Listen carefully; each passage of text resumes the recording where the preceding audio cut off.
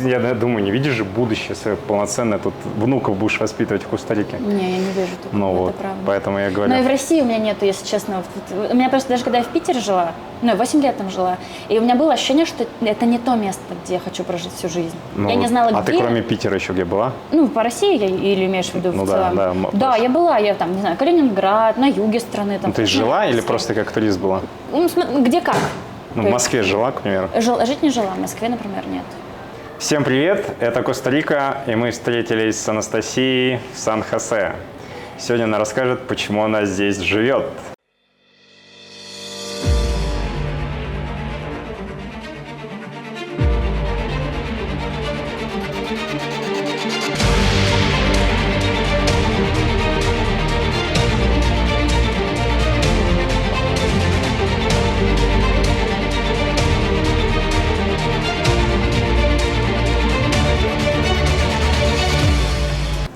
Настя, расскажи, пожалуйста, почему Сан-Хосе? Именно Сан-Хосе или Коста-Рика? Давай сначала с Коста-Рики начнем.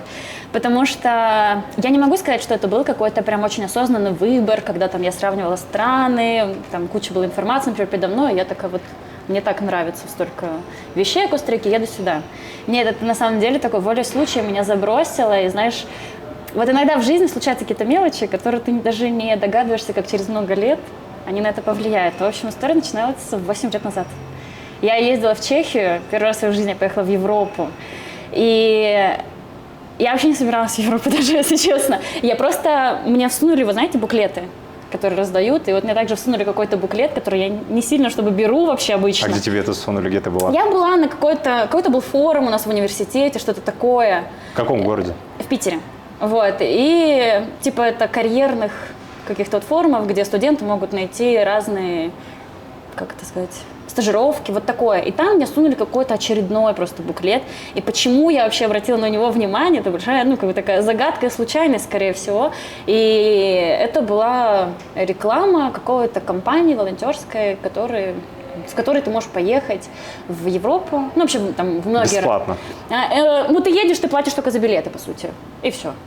То есть трансфер себе никто не оплачивает, вот, а все остальное, жилье, там, сколько-то раз в день питания, то есть в целом... Ну и бесплатно работаешь. Ну да, то есть там как бы ты выбираешь тоже под себя программу, и она была такая тоже интересная очень для меня, потому что, говорю, это была моя первая самостоятельная поездка вообще за границу, и первый вообще такой опыт, когда я поняла, что, вот рамки в плане стран только с головы. Раньше мне казалось, что поехать вообще куда-то в другой город, не то что в страну, что это что-то вау, типа надо столько готовиться. Ну, в другой город ты сама из Питера? Нет, я вообще родилась в Сибири, в Иркутске, вот, и в Питер я попала, потому что я поступила в университет, и в 18 лет я туда переехала, и, собственно, после университета я там осталась, и просто уже жила и работала там. По специальности ты стала? Инженер прикладной математики и физики. То есть ты сейчас здесь инженер? Ну, как тебе сказать? Не совсем. Насколько у нас людей, работающих по специальности. То есть диплом лежит на полке и пылится? Но он тоже в какой-то степени дал мне возможность посмотреть, что есть в этом мире, и понять, мое или не мое. Но просто не мое оказалось. Окей. Так после Чехии как Коста-Рика оказалась? И вот я там просто познакомилась с ребятами с разных стран, и один из них это был парень, который вот костариканец. И так получилось, что мы как-то так задружились, и с некоторыми ребятами продолжили общаться уже и после этой программы, и в том числе с ним. И когда вот я переехала, получается, в Коста-Рику в декабре 2022 года, вот, и для меня причиной стала ситуация, мне было стрессово находиться в России, и я в целом просто хотела уже куда-нибудь ехать, потому что невозможно, я работала там по 13-14 часов в день просто чтобы не думать. Такое, на жизнь не очень похоже, по крайней мере для меня. Вот, мы просто с ним обсуждали, я вообще не смотрела на Коста-Рику. То есть, я знала, что существует такая страна. Ты хоть знала, где находится? Да, я знала, потому что я с ним пообщалась, и мне уже рассказали к тому моменту. И я помню, что мы с ним когда-то, вот еще когда были в Чехии, договорились, что когда-нибудь я приеду в Коста-Рику как турист, потому что мне показывали, рассказывали очень много каких-то удивительных для меня вещей. Я такая, когда-нибудь я приеду посмотреть. Тогда я думала, я приеду как турист. А если бы ты встретила в Чехии африканца, ты бы была Ну, там сейчас в много Африке. разных было. Там были Австралия, Бразилия, там, Канада были, Франция. Ну, то есть вариантов было много. То есть, по факту, ты могла оказаться сейчас в Африке. Да, вообще где угодно, как говорится, в том числе и в Африке, откровенно говоря. Вот, и я с ним просто разговаривала, очередной наш какой-то звонок, и он говорит, а какие ты страны рассматриваешь? Я что-то рассматривала, откровенно говоря, ближе намного, то есть даже вообще не Америка. Я в целом была открыта к любым возможностям. Ну, на Евразии, да. в общем, смотрел. Но в основном, да. У меня, то есть, была возможность на Филиппины поехать, но мне просто не очень прельщает азиатская культура, и поэтому я решила, ну, давай-ка попробуем выбрать все-таки что-то, что больше по душе. Мир слишком большой, почему бы не попробовать что-то другое? Вот. И он мне в какой-то момент говорит, реально, говорит, доехать до Коста-Рики? Я говорю, ну, в теории, давай посмотрим, есть ли вообще билеты. И мы посмотрели, там с пересадками, конечно, большими, 3 дня я сюда добиралась, 4 самолета и 3 дня. Вот, и он такой говорит, я могу спросить у моих родителей, у меня там семья живет, потому что он уже давным-давно живет в Испании. Вот, и он говорит, я могу спросить, может, они бы могли тебе помочь, потому что я переезжала одна, и поэтому, ну, страшно. Это честно. Ну, даже люди там вдвоем-то переезжают страшно, неизвестность очень сильно А пугает. ты сразу из Чехии прилетела или из Санкт-Петербурга же? Нет, из Санкт-Петербурга. То есть в Чехии я там побыла буквально 1,5 месяца. То есть, говорю, мы там что-то потусили, что-то поделали и вернулись обратно. Потом я вернулась в Питер, продолжала жить свою жизнь и еще не думала о том, что такой поворот в моей жизни случится. Вот. И он говорит, давай я с мамой поговорю. Говорит, может быть, они как-то тоже готовы будут тебе помочь. И это первый был раз, когда я столкнулась с дружелюбием костариканским, с их открытостью, с их готовностью помочь. Потому что, ну, то есть мы-то хоть и были с ним знакомы, и там столько лет поддерживали общение, но родители-то его, ну, просто знали, что я существую, там какая-то девочка в России, просто есть она, и все, ничего больше. И я помню, когда он написал, что его мама сказала, что you are more than welcome, и я такая, что? Типа незнакомые люди готовы меня принять у себя в доме, ну типа не знаю почти ничего обо мне, кроме того, что я из России, как меня зовут, серьезно. Ну и я помню, что они прям готовились к моему приезду. То есть они спрашивали, а что я ем, на что-то у меня может аллергия. Они там, мы купили новое постельное белье для нее, вот у нее комната готова, мне отправили фотографии, что все меня уже ждет. Ну то есть, конечно... Так они, может, готовились как к будущей жене своего сына. Не-не-не, все нормально. У него есть своя личная жизнь сразу же. Это очень многие сразу думают, что, ну, наверное, мы там как-то вместе. Нет, мы не вместе. Говорю, у него своя личная жизнь, и живет он давным-давно в Европе. Вот, а они вот просто готовы были помочь, просто потому что вот они такие люди. И я, понятное дело, когда у меня есть вариант Коста-Рика, где меня ждут, и вот так вот готовы помогать там, да, во всех этих мелочах. И есть куча других стран, где нет никого. Ну, очевидно было, что я выберу, да, это, возможно, путь наименьшего сопротивления, но я поняла, что мне нужна будет помощь, мне нужна будет поддержка, я одна. То есть ты жила у них какой-то? Да, первые 4 месяца я у них жила.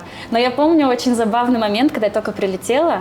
Это тоже так интересно, как мозг сначала не верит. Ну, то есть ты вроде что-то делаешь, ты готовишься, там, ты уже летишь, а мозг такой, типа, ну нет, мы сейчас проснемся, и этого не будет. У него просто родители не разговаривают на английском. А я приехала в Коста-Рику, ну, в моем запасе было 5 слов в арсенале на испанском, и все. И я помню, я стою перед выходом в аэропорт, и я знаю, что они вот буквально там за дверью уже там стоят, меня ждут, мне все пишут, они тебя ждут, типа, давай. То есть они тебя в аэропорту встретили? Да, они приехали за мной. И я помню, как еще было забавно, что я же тоже их не знаю, даже не знала, как их зовут. То есть мы прям специально, я училась произносить их имена правильно, то есть такая была подготовка. А мне было страшно.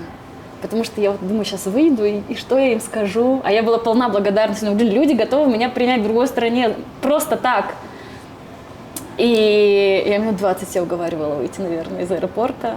Вот. И я понимала, что я безумно им благодарна, но при этом у меня нету слов в плане испанского, чтобы просто gracias, но это недостаточно за все, что они готовы только что там сделать для меня. И я все, что могла, это просто... gracias. Я могла только улыбаться, знаешь, и все. Но мне помог то, что у него брат есть. Он тоже приехал, и брат и на английском, и на испанском разговаривает. Но он как бы был моим личным переводчиком буквально неделю. У человека вообще так-то и своя жизнь есть. Как бы. Он не может быть всегда со мной.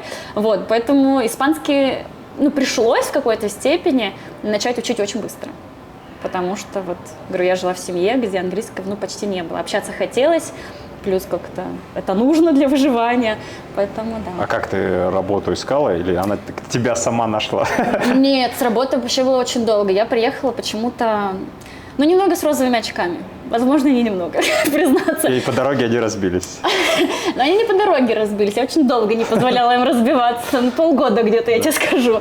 Потому что, ну, мне казалось, что я сейчас приеду, я своим образованием, со своим опытом, со знанием английского. Ну, я понимала, что, может, не быстро, но найду работу. И все, я сразу же начала отправлять резюме в всякие разные компании. У меня было очень много интервью, но вот, говорю, в момент, когда мы начали развиваться очки, когда мы проходим интервью, мне говорят, блин, знаете, вы нам так подходите. Говорят, у вас там и навыки, и типа и опыт уже есть, и английский, мы прекрасно с вами общаемся. Но знаете, говорят, у вас нет разрешения на работу, потому что я здесь как турист. У туриста нету здесь возможности работать. И они не готовы были... За тебя оформлять документы? Да. То есть рабочую визу они не готовы были. А ты искала по оформлять. специальности работу?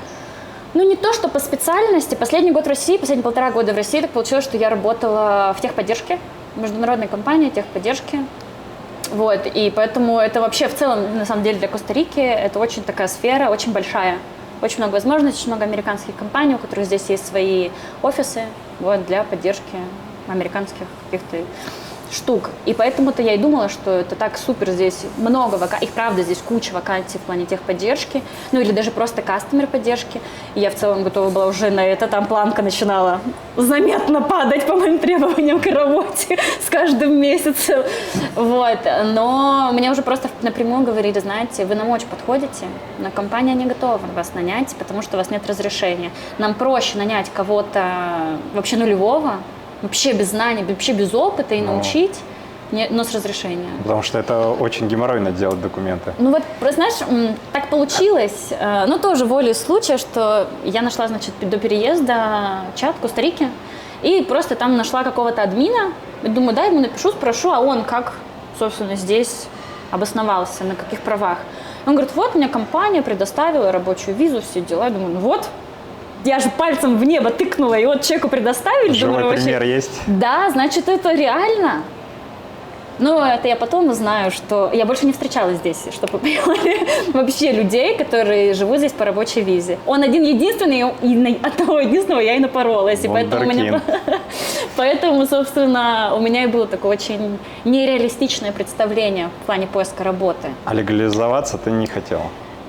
Для меня был единственный возможный вариант, ну как легализоваться, это податься на беженство. Но буквально за 2 недели до моего приезда изменили правила и перестали выдавать разрешение на работу. То есть даже если ты подавался на беженство, то работать ты все равно не мог. И что делать беженцам?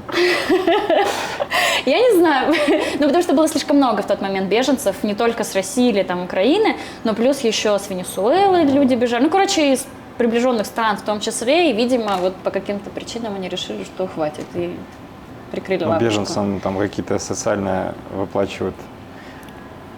Ну, вот, насколько я слышала, никто никому сильно тут ничего не выплачивает. Нет, выплачивают. Я вот разговаривал, мне говорили, что они на беженство подают. Ну, понятно, какой-то минимал, и какое-то социальное обеспечение им выплачивают. Я первый раз, если честно, слышу, я только здесь. Упустила шанс. Да, поверь, нашла много других. Вот, поэтому. И как же все-таки с работой? Так получилось, что помимо того, что я работала в техподдержке в России, так еще получилось, что до этого я работала преподавателем в школе. И у меня были на репетиторстве онлайн-ученики.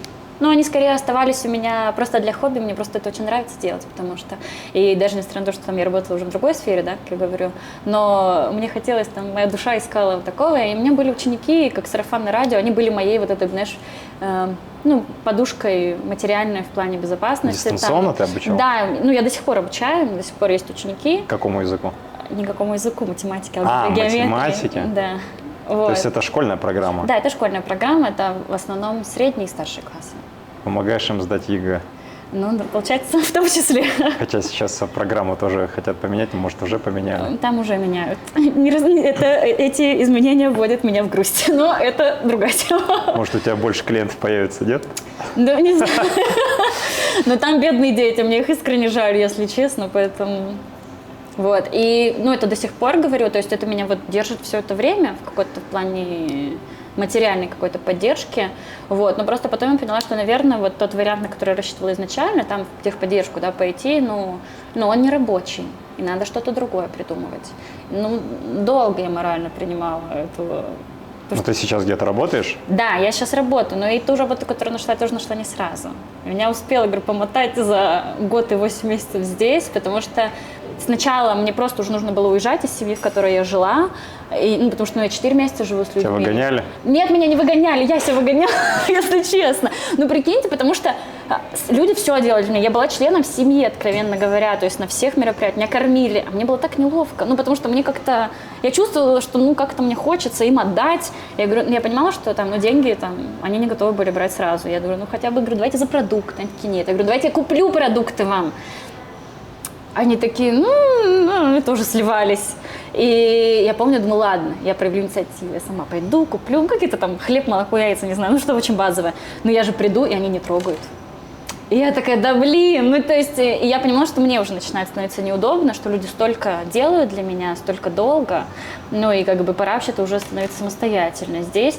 И с учетом работы все еще не было, я все еще там держалась за какие-то свои надежды, то я здесь волонтерила. Есть очень много волонтерских программ, где ты за работу живешь, иногда тебя кормят.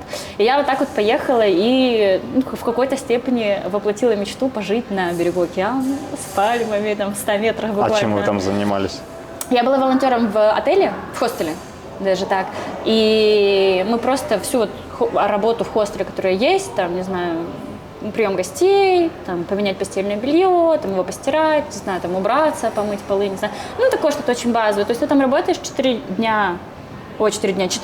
часа в день, и потом все, пожалуйста, день твой. И у вас там много таких волонтеров, у вас там такая движуха, еще и иностранцы приезжают, у каждого какие-то свои истории, вы вместе где-то тусите. Поэтому вот такая жизнь была. 3 месяца я там прожила.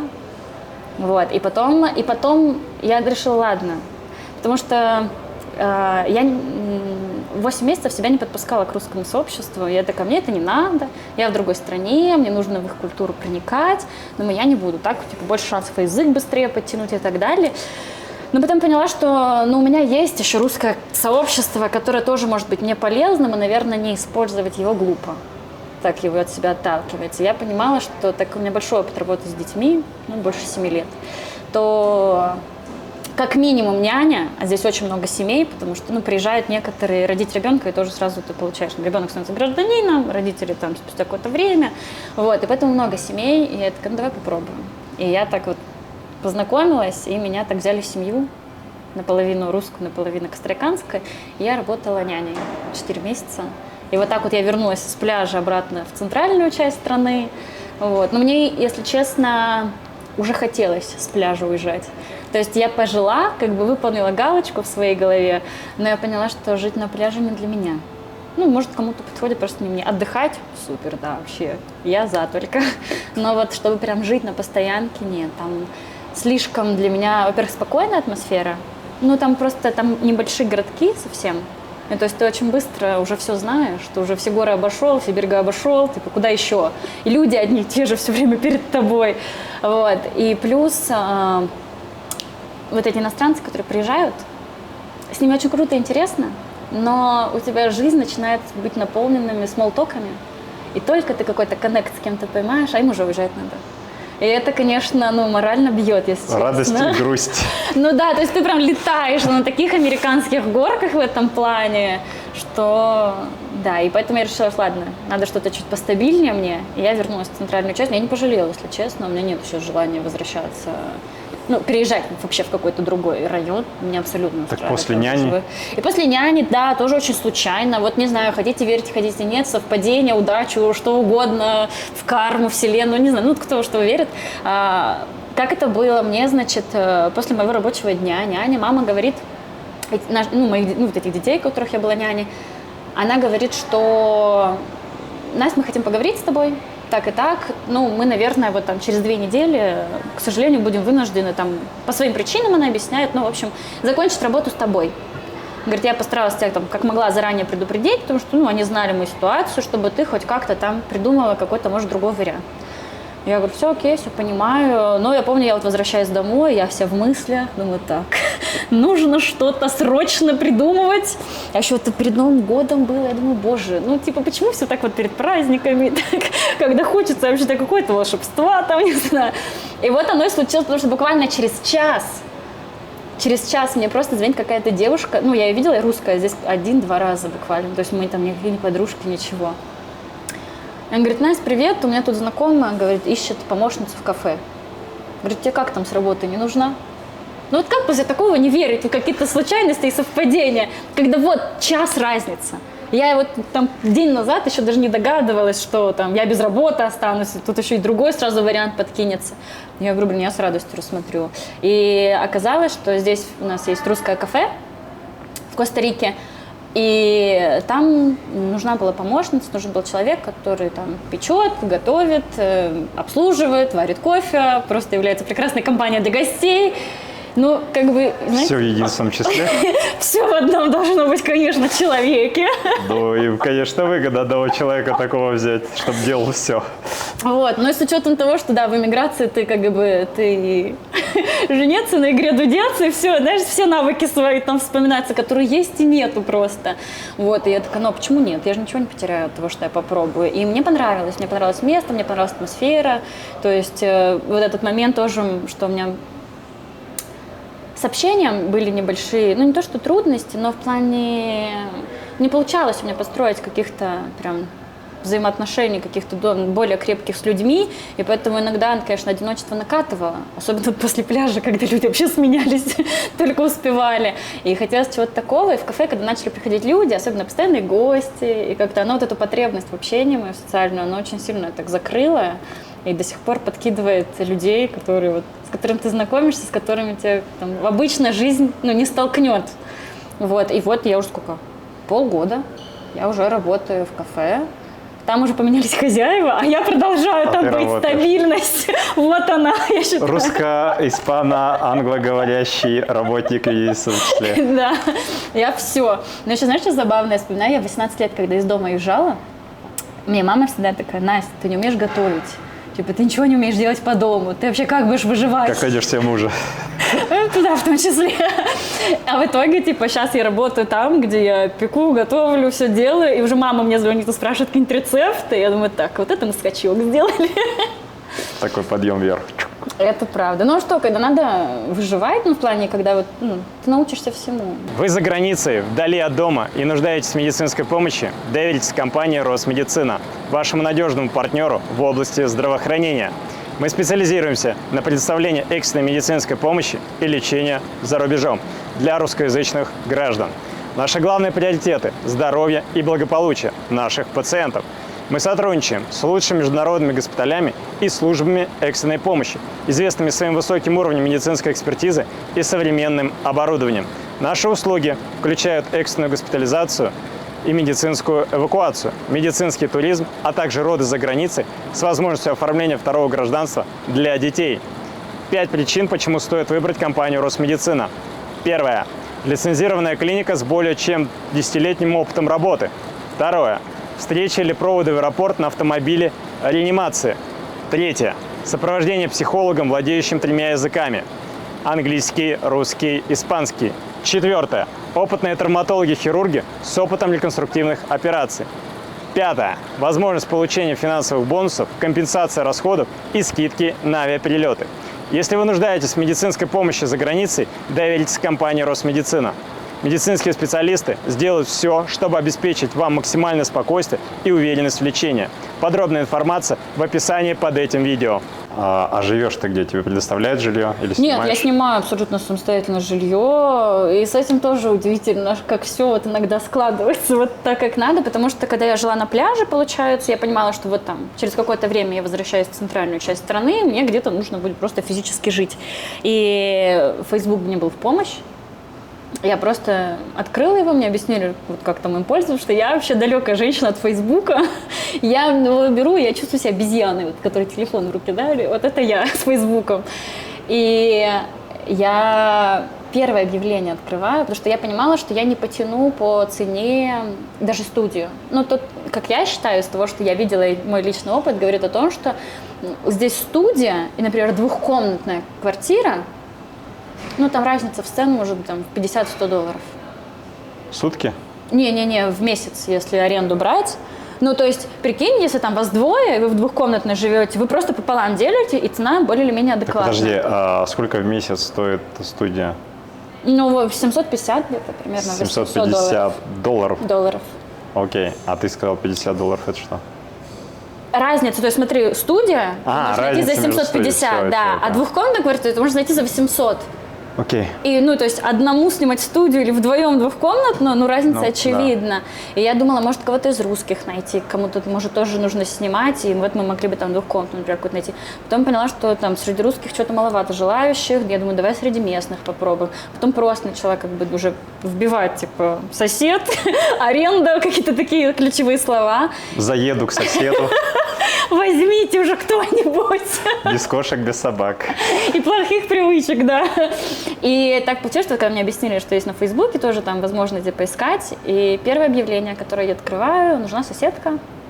В доме нужна соседка. Который умеет готовить, убираться. Которая разговаривает на английском. Ага. И это был мой плюс, потому что ну, я могу говорить на английском, и плюс у меня нету там детей, у меня достаточно там, у меня нету их привычек, я девушка, это важно, потому что так безопаснее людям, ну, кажется, как бы, когда пускаешь ты все равно в дом кого-то, это немаловажный фактор. И, ну, я как бы написала им, что вот подскажите, насколько еще там свободно, все дела. И сама параллельно продолжала искать другие варианты. Но в итоге я так и вернулась к первому варианту, хотя тоже я вслепую выбирала, потому что я не могла приехать, я на пляже жила. То есть мне просто по видеосвязи там звонили, что-то показывали, все дела. И я уже от усталости, если честно, такая. Мне подходила цена, потому что, если надо, могу сказать, что сейчас я снимаю, ну, получается, полдома. Вот, у меня есть комната, у меня есть типа зал свой, у меня есть свой личный туалет, вот, и при этом общая кухня, общая, где стиральная машина стоит, комната. У меня есть абсолютно все в плане техники, то есть я просто пользуюсь, мне ничего не нужно было покупать, это огромный плюс, потому что в Коста-Рике очень много вариантов без мебели. Я понимаю, ну, без мебели настолько, что не то, что там тебе кровать надо купить, да бог, я матрас куплю этот и буду спать на матрасе, мне вообще типа по барабану. Но из-за меня когда нет плиты или холодильника, вот тут большие становятся вопросы, и я, честно, я не готова париться. Это помимо того, что купить, это перевезти, это, ну, то есть там геморроя, ну, извините меня, слишком много. А у меня есть все, по сути. То есть я просто приехала. И сколько ты сейчас платишь? Я плачу $400. $400 в месяц. $400 в месяц, помимо того, что вот я сказала, у меня есть вся техника. Ну, говорю, у меня какой-то супер, если честно, удачный вариант, потому что у меня есть 2 бассейна, у меня есть зал, у меня есть теннисный корт на территории, это кондоминиум. А это частный дом? Это кондоминиум. Кондоминиум, знаешь, что такое? Ну, по-русски. Я не знаю. В общем, это... Загородный дом, что ли? Нет, это, в общем, такая, типа, частная территория, охраняемая, она полностью огорожена забором-то зачастую, то есть там есть охрана, она патрулирует, и у вас там вот дома, как, знаешь, наверное, с чем бы я сравнила, вот как есть дачи, вот дачный поселок, грубо говоря, да. вот это что-то типа такого кондоминиума, и у вас там на территории есть вот какие-то там зоны общие в том числе. И ты в одном из этих домов живешь? Да, они вот, знаешь, прям вот, представь типичную американскую картину, вот где вот так вот дома одинаковые стоят. А в твоем доме еще кто-то живет? Да, у меня есть соседка, женщина, очень взрослая, американка, поэтому было важно, чтобы я говорила на английском, чтобы мы могли с ней коммуницировать. Вот, ей 70 плюс там лет. Вот. Но у меня был большой, огромный опыт проживания с соседями в Питере еще, когда я была, с разных возрастов, там, разных в плане там семьи я жила, и, там, и друзья, и просто какие-то там другие девушки знакомые. Поэтому мне казалось, что ну все, я матерая в плане проживания с кем-то, ну что эта женщина не станет каким-то новым для меня там, каким-то открытием в плане, что еще такого она... Но были свои сложности. Ну и до сих пор, наверное, есть иногда, потому что все равно возраст дает свою. Вот это я, конечно, не учла момента, но ничего страшного. Ну вы сейчас вдвоем живете, снимаете дом? Да. И суммарно дом арендовать, получается, стоит $900 или как? Ну мне было тоже интересно, вообще, когда я смотрела, 400, думаю, это вообще много, мало для этого дома, да. для этого места. И я потом нашла, что там, например, грубо говоря, соседний дом, в этом же кондо, его снимают за 1300. То есть я То есть даже не 50% плачу. большую часть получается. платит твой сосед. Ну, получается, что да. Но я не знаю, я не хочу узнавать.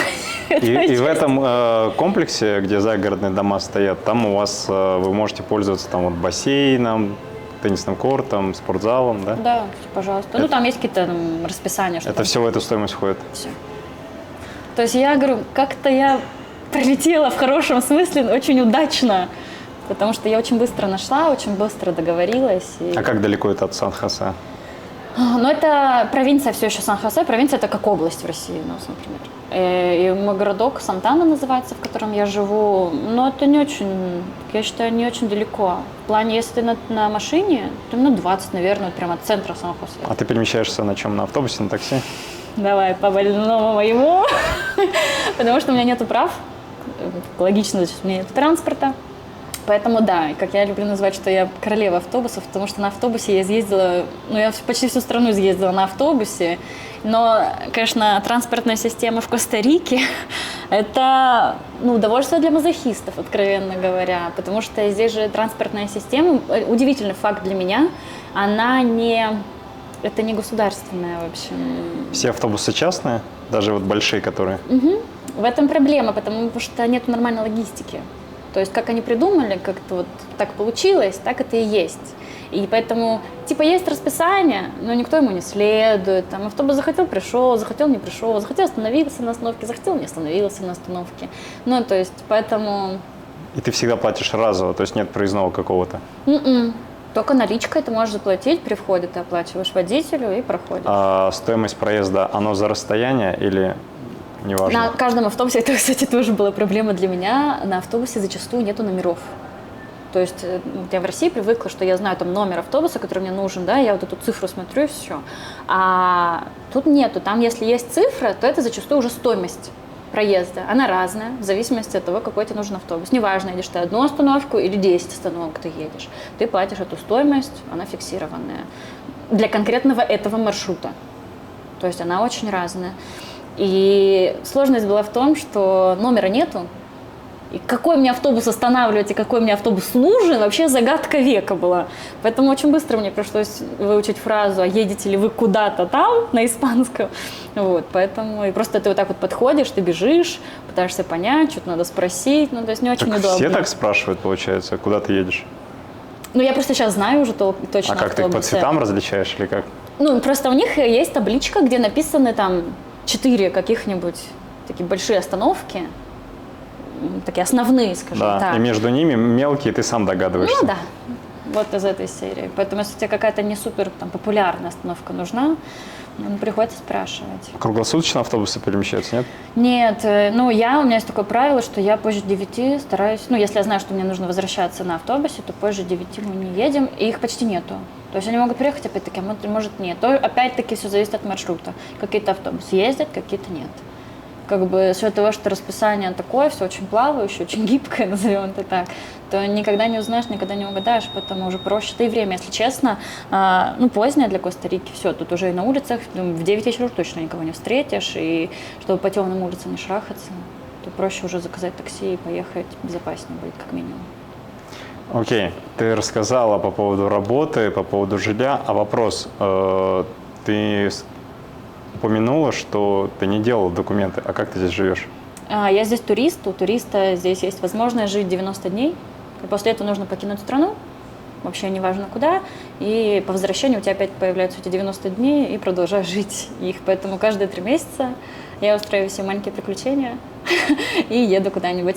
Очень часто те, кто делают вот такие визараны, это называется, они выезжают в какую-нибудь ближайшую страну, они буквально там даже платят какой-нибудь трансфер, который вот их чисто до границы, они ее пересекли, зачастую в Никарагуа так, например, ездят, потому что, то есть ты зашел в Никарагуа и сразу же вышел. То есть они как бы лояльно очень на это смотрят, они никого не останавливают.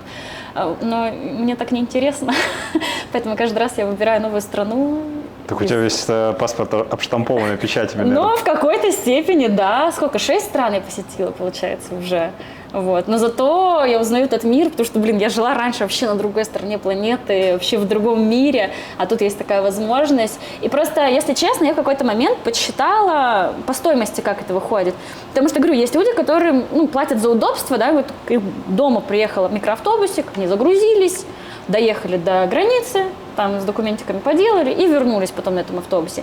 Я узнавала цены на подобного вида, скажем так, мероприятия, и, там на одного человека около, $100. Плюс-минус, с кем ты найдешь, с кем ты договоришься, понятное дело, в среднем, из того, что я нашла тогда. И я потом просто попробовала, когда у меня был один из первых визаранов, думаю, дай-ка я посчитаю, что будет, если я сделала маленькое путешествие. Понятное дело, я старалась его делать максимально дешевым, потому что, зная, что у меня каждые 3 месяца визаран, я каждый месяц откладываю там определенную сумму, понимая, что мне она нужна будет, чтобы покинуть страну и вернуться. Вот. И, я стараюсь укладываться и укладываюсь на самом-то деле в разных, грубо говоря, странах, от Колумбии до Мексики. Я легко укладываюсь в $300. Это перелет все. Туда-обратно. Перелет, еда, жилье, какие-то места для посещения, транспорт, все. Это, знаешь, открытие для меня, когда осталось, что путешествовать это дешевле, чем кажется. Когда люди не путешествуют, говорят, да у меня денег нет. Да, я скажу, желания нет. Кто-то автостопом путешествует. Такое тоже имеется. Но я к тому, что, да, я не живу там в виллах каких-то с огромными условиями, я живу в хостеле, в какой-нибудь общей комнате. В загородном доме ты сейчас живешь. Это сейчас. Но я имею в виду, когда путешествуешь. И поэтому я решила, что для меня впечатления и какие-то новые эти страны, вообще новые для меня открытия, новые стороны жизни, куда важнее, нежели просто покинуть и вернуться, и просто отдать денежку, и просто потратить день в никуда, трясясь в автобусе. Нет. А так для меня, говорю, это... Я всегда еще встречаю каких-то других путешественников, других людей, и я приезжаю такая перезагруженная, я в какой-то степени уже даже каждый раз жду этого визарана, особенно когда устаю. Бывает, накапливается какая-нибудь бытовая такая усталость. И я прям жду, я такая думаю, давай, сейчас мы поедем. Рванем. Да.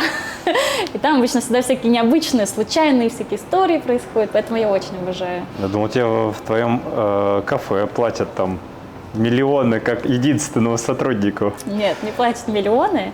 Я, кстати, не знаю, это хороший вопрос. Я не знаю, насколько моя зарплата, как даже официанта, даже если мы возьмем, какая она, выше среднего или средняя, еще что-то. Поэтому я просто в какой-то момент пришла, я знала, какой у меня прожиточный минимум, я знала, сколько мне нужно денег копить на визараны и в целом на жизнь, как подушку безопасности. Я просто пришла и сказала, мне столько. И сколько ты получаешь в кафе?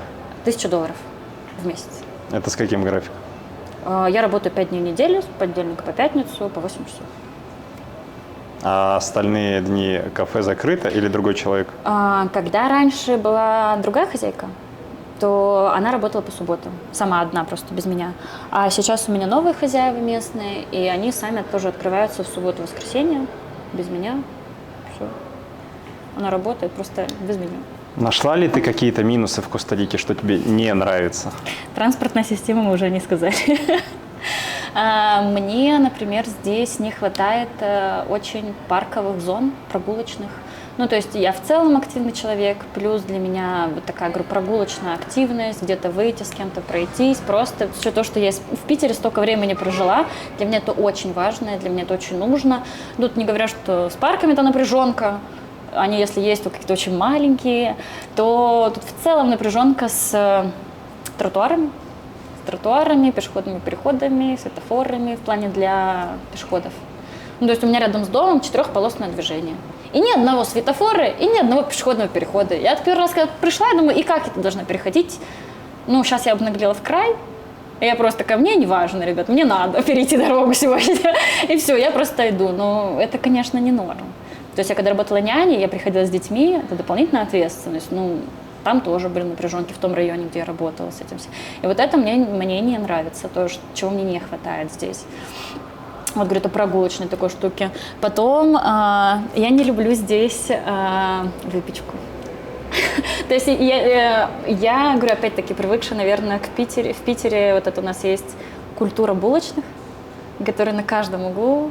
ты бежишь куда-нибудь, это я обожаю, это ты бежишь, схватил кофе, что-нибудь сладенькое, и вот дальше бежишь. Здесь мне не нравится выпечка, для меня очень сладко, много масла, очень жирно, и в целом, говорю, такой культуры вот именно ее нету. Вот, поэтому это то, чего мне тоже не хватает здесь. Я когда-то думала, что мне не хватает, знаешь, чего здесь? Активности, ну, в плане хобби, увлечений каких-то. Но просто нужно было время мне побольше, чтобы их найти, они есть, и очень много на самом-то деле. Просто нужно общаться с местными для этого. Ну, то есть, если у русских спрашивать, они тоже мало знают. Поэтому как только ты начинаешь копать, как только начинаешь искать, начинают находиться. Поэтому это перестало быть таким минусом для меня большим. Вот. Первое, что вспомнила. Преступность как тут?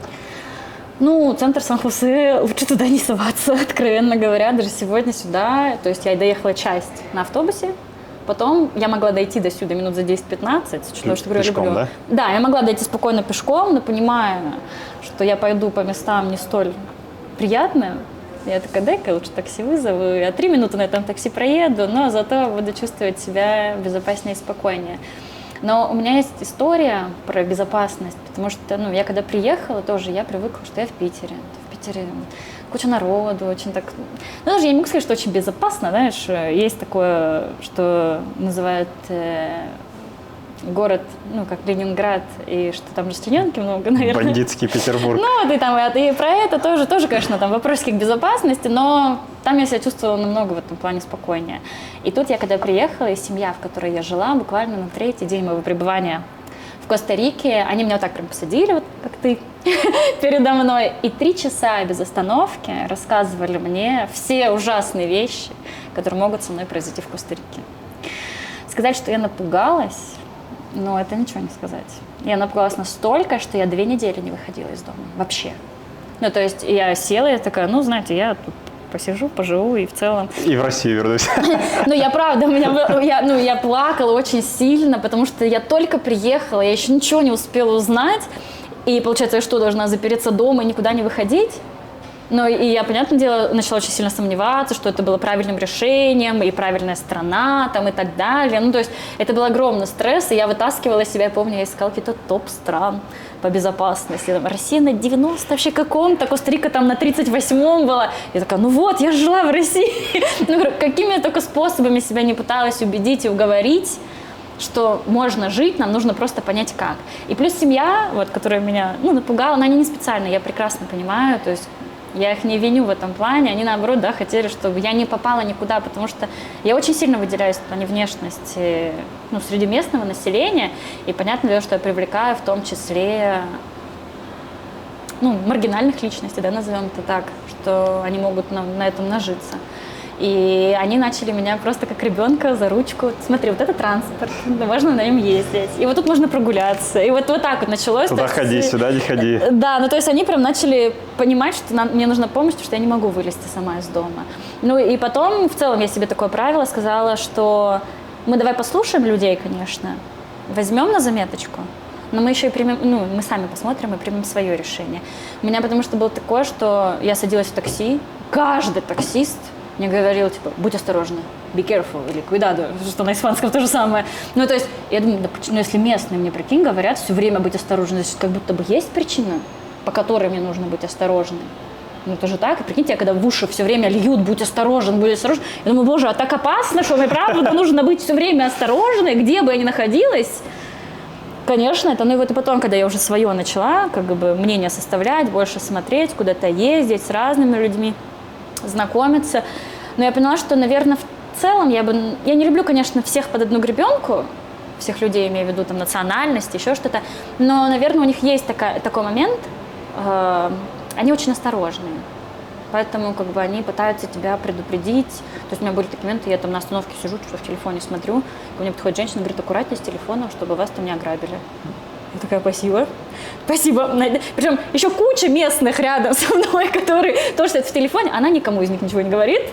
Но мне сказала, думаю, ну ладно, спасибо. Давай просто относиться как спасибо, что предупредили, но не будем пугаться этого. Ты как новогодняя елка выделяешься среди них. Ну, наверное, есть и такое. Поэтому да, безопасность есть. Ну, плюс с учетом того, что я побывала еще в других странах, и я посмотрела, как там с безопасностью, я поняла, что Коста-Рика в этом плане для меня не самая опасная страна. А какая опасная, на твой взгляд, попалась? Из того, где я была, Но районы Мексики есть определенные. Ну, я там не была, и мне просто сразу сказали, даже не пытайся в ту сторону даже посмотреть. Вот. И, наверное, Колумбия. Я была в Боготе, и я жила в районе, ну, это считается такой, это исторический центр, но он такой считается бедноватым районом, давай назовем это так. И там много туристов, ввиду того, что это исторический центр. И, значит, там много людей, которые на этих туристах хотят нажиться. И поэтому там полицейские стоят прямо на каждом углу. Это я не преувеличиваю, это прям вот на каждом углу. Я помню, что вечером я возвращалась, уже смеркалось, ну, а я считаю, что в Латинской Америке, особенно где я не знаю, там первый раз, когда темно, мы не ходим. И я вот как по островкам от одного полицейского к другому перебегала, знаешь. И знаешь, что удивительно, что это был первый раз в моей жизни, когда рядом с полицейским я чувствовала себя спокойно. Как тебе вообще от этого факта, что это в чужой стране такое? Но тебе кому еще надеяться?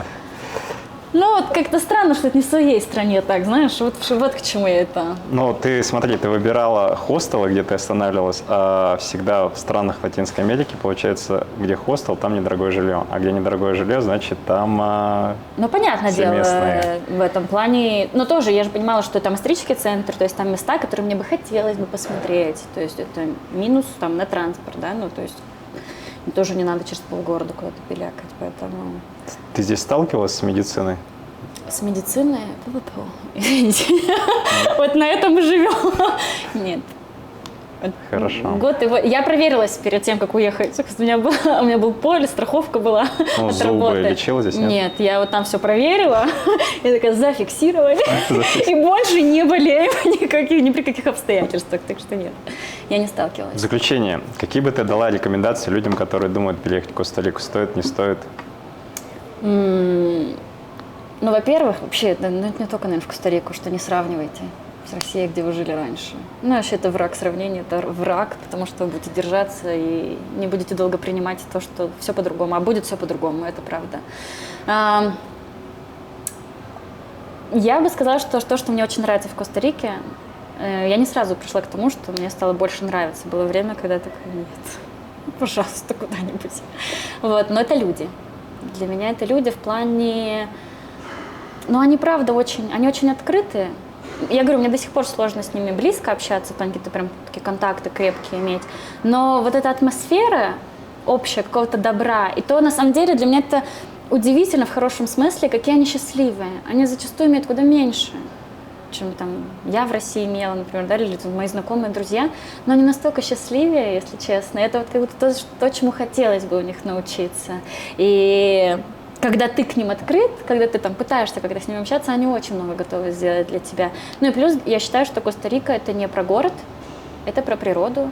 То есть если вы ждете, что вы приедете даже в центр, имею в виду центр страны, и там, вы ждете какого-то мегаполиса, или если там, вы жили в Москве, там, в Питере, в каких-то больших городах России, то нет. Не ждите этого сразу, ну здесь такой вот этой урбанистики тут нету. Это вот, говорю, что-то больше к природе, какие-то там, не знаю, хайкинги, водопады, пляжи. Вот такой больше. Такой, как мы очень часто здесь называем, что Коста-Рика – это большая деревня. Это правда так. Ну, с собой как? Нужно брать деньги, искать работу дистанционно. Как ты рекомендуешь вообще? С собой брать деньги, да. Это вообще никогда не помешает, давай будем честны. Вот. Потом быть готовым, наверное, сразу же в культуру, к местным идти, потому что ты просто больше возможностей для себя откроешь сразу же. Они уже здесь живут, и они очень много уже знают. Поэтому пользуйся этим. В плане работы, если вы думаете, например, жить в Коста-Рике, да, и работать на Россию, ну, для меня, я считаю, это не вариант. Разница часов даже с Москвой 9 часов получается. У меня был здесь знакомый, который работал на Москву и жил здесь. И у меня был пример перед глазами человека, который работал ночами, ну, а днем просто отсыпался. Ну, и похоже ли это на жизнь? Но для меня нет. Когда он там, не знаю, мы его куда-то звали, еще что-то, он такой, я должен поспать, мне работать там, вставать в 11 вечера. Ну, грубо говоря, ну, это прям было видно, как он просто пережидает момент того, когда он может вернуться обратно. Ну, либо найти какую-то страну поближе в плане часовых поясов. Поэтому считаю, что это не вариант в этом плане. Итог, он вернулся? Да, он вернулся в Россию сейчас. 2 года он так прожил. Ну, по нему видно было все. Но он не может никакие связи социально наладить, просто потому что у него времени на это толком нету.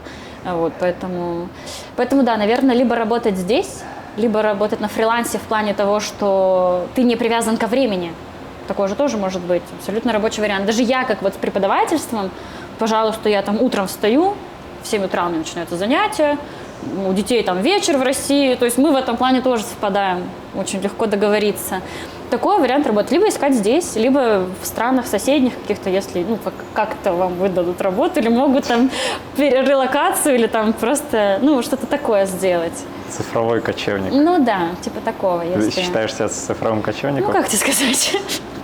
Но, кстати, нужно просто помнить еще, что Коста-Рика страна дорогая. Очень дорогая, это правда. Наверное, одна из самых дорогих стран Латинской Америки. На мой взгляд, да, везде, где была. Я говорю, в 6 стран была, везде дешевле. А почему она дорогая? Хороший вопрос. Хотелось бы, чтобы была подешевле. Но... Ты же сама сказала, это большая деревня. Почему деревня дорогая? Ну, мне кажется, тут Америка очень сильно на это повлияла. Тут Америка в целом очень сильно вкладывается и в плане открытия компаний. Плюс очень много людей из Америки, из Канады приезжают сюда там жить. Вот такие рекомендации были от Анастасии. Берите мешок денег и в Коста-Рику. Она дорогая.